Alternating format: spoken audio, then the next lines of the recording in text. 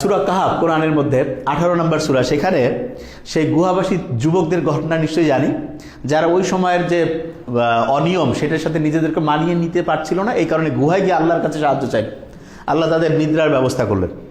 এবং কয়জন গুহায় ছিল সেটা ইম্পর্টেন্ট না, কত বছর তারা ঘুমিয়েছিল সেটা ইম্পর্টেন্ট না, কিন্তু এখানকার একটা শিক্ষা খুব ইম্পর্টেন্ট। সেটা কি, তারা যখন জেগে উঠলো তাদের মনে হয়েছিল মাত্র একদিন বা দিনের কিছু অংশ তারা ঘুমিয়েছে, অথচ একটা রৌপ্য মুদ্রা নিয়ে যখন তারা মার্কেটের মধ্যে গেল, জানলো কয়েকশো বছর পুরাতন নাকি সেই মুদ্রা, ওই সম্রাটের নাকি মানে ওই সময়ে ওই মুদ্রা বাজেয়াপ্ত হয়ে গিয়েছিল।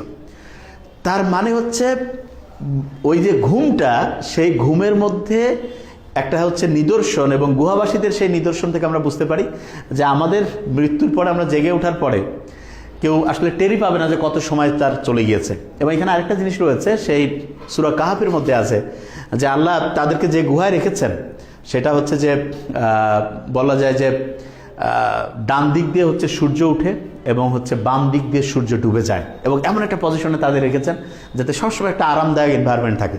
তা আমার মনে হয়েছিল ছোটোবেলায় আমরা যখন ওই যে বাসে যাতায়াত করতাম তখন দেখতাম যে রংপুর থেকে বাসা যাচ্ছি, বাসা থেকে যাতায়াত করছি, তো সকালে যাওয়ার সময় যেই রাস্তায় যেই সাইডে রোদ পড়তো, বিকালে দেখা যেত উল্টা দিকে পড়তো।